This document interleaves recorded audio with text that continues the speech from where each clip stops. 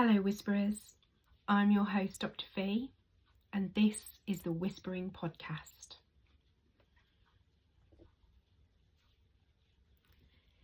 Today we're stepping back into one of the darkest chapters of British history. We're heading back to the witch trials. From Salem in America, many people know about the witch hunts, but the UK has its own terrifying episode of hysteria and persecution. Who were the accused? What beliefs fueled the trials? And how do the echoes of these events still ripple through our culture today? Let's unearth the chilling story of the UK witch trials. When I was researching this, I was genuinely astounded. I thought I knew about the witch trials within the UK. I was so wrong. I was absolutely so wrong. I think I lived in this disbelieving bubble of fluffy wonderfulness. It is absolutely not what I thought. So hold on to your hats, boys and girls. We're in for a treat. We really, really are. Okay, so what is the historical background of the witch trials and witchcraft beliefs in the UK? Belief in witches and magic in the British Isles stretches back centuries, blending folklore, superstition, and most importantly, religion. In medieval and early modern Britain, witchcraft was seen as a real and dangerous threat, often linked directly to the devil. People believed witches made pacts with dark forces to harm their neighbours, ruin crops, and cause illness and disease.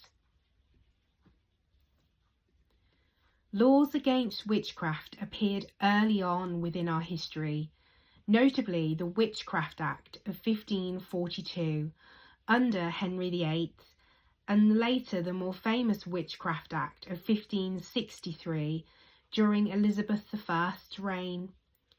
These laws criminalised witchcraft and paved the way for prosecutions.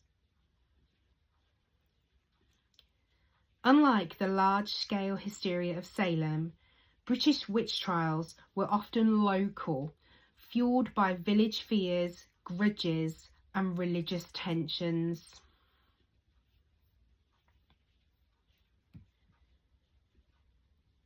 Some of the most infamous witch trials happened actually in Scotland and England and in Wales.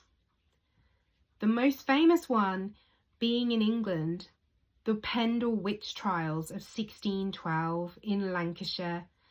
They are the most notorious witch trials within the United Kingdom.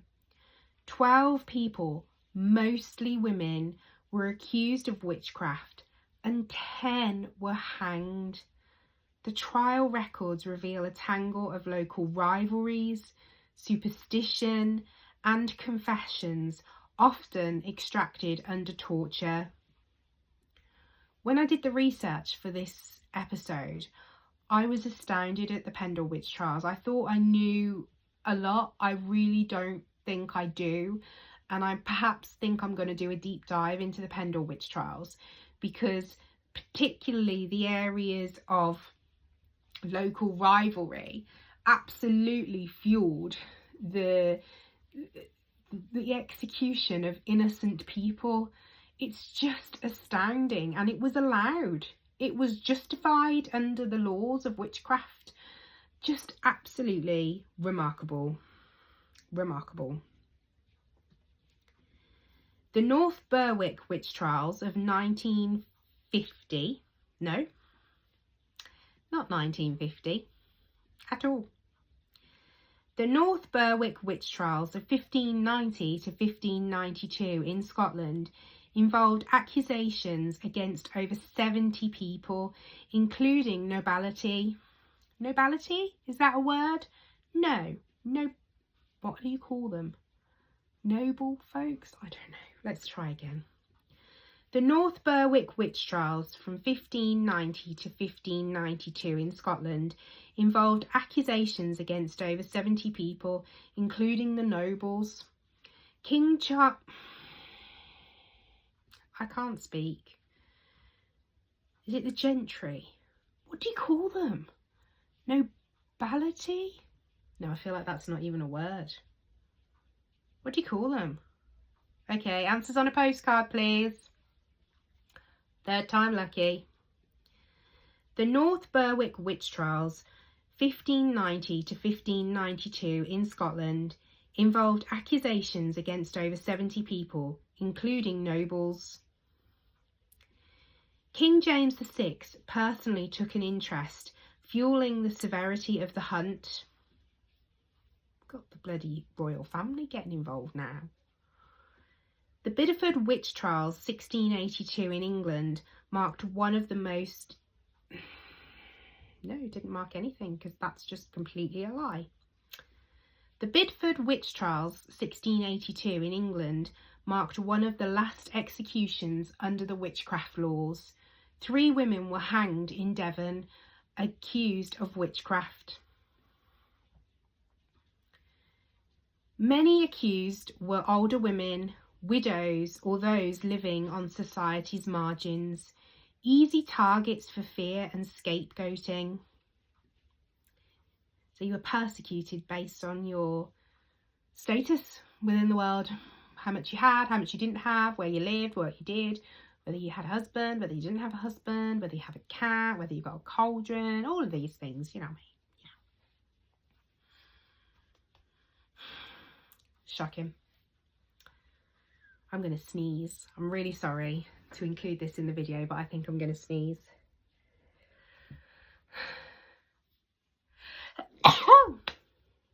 I'm still getting well, okay? If you saw my previous videos, you'll know that I've been getting over a sinus and a throat infection all at the same time. It was delightful.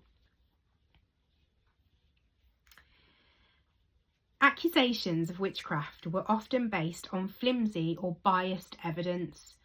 Common proof included confessions obtained under torture or threats of harm to themselves or their family, witch marks, scars or blemishes thought to have been placed there by the devil himself. Testimony from neighbours or community members. It's just staggering, honestly. I sit here, when I was researching, I just sat here in utter disbelief at what they used to justify their actions. I mean, it's just staggering. Spectral evidence claims that the accused spirit or shape appeared to harm others. Trials themselves were absolutely brutal. Torture was often used to force confessions, and those who refused were often presumed guilty. So you couldn't win.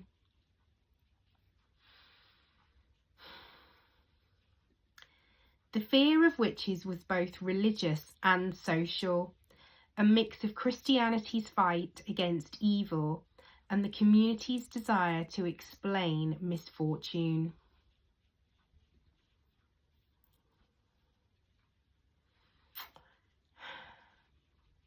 It's staggering. Honestly, it's absolutely staggering. I mean,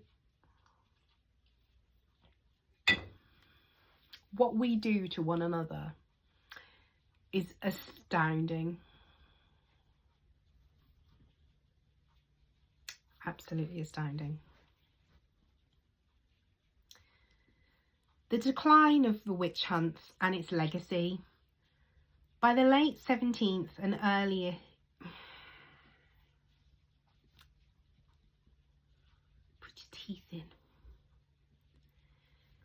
The decline of witch hunts and the legacy.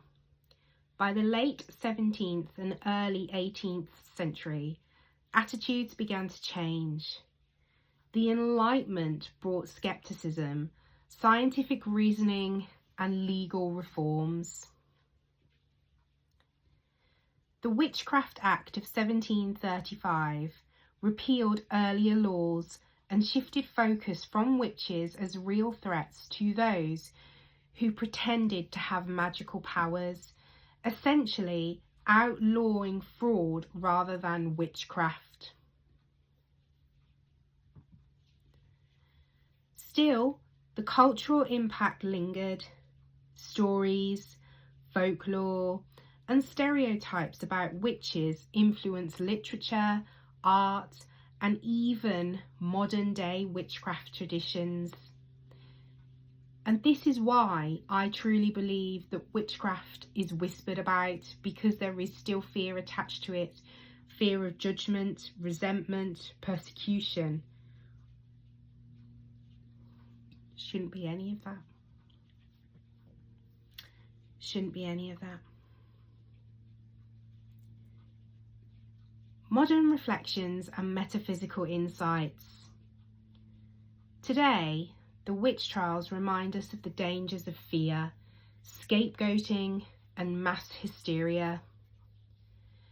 Metaphysically, witches represent the archetype of the wise woman or the shadow, those who hold forbidden knowledge, challenge societal norms, or connect to nature and spirit in ways misunderstood and feared. Modern witchcraft, such as Wicca and paganism, often reclaim these symbols, focusing on empowerment, healing, and harmony with the earth. The past calls us to reflect on how fear can distort truth, and how spiritual wisdom can be both feared and revered.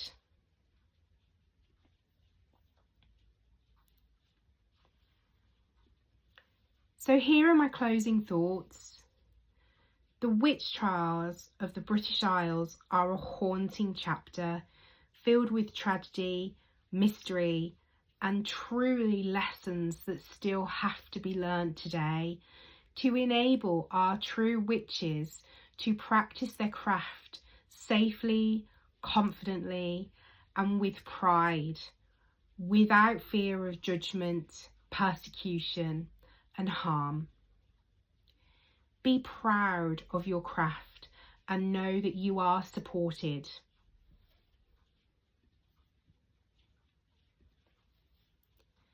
Thank you so much for listening to today's Whisper. If you have any stories you'd like to share or thoughts on today's episode, let us know at hello@thewhisperingpodcast.co.uk. Don't forget to like this episode, and definitely don't forget to hit subscribe before you leave. Until next time, sleep well. Bye.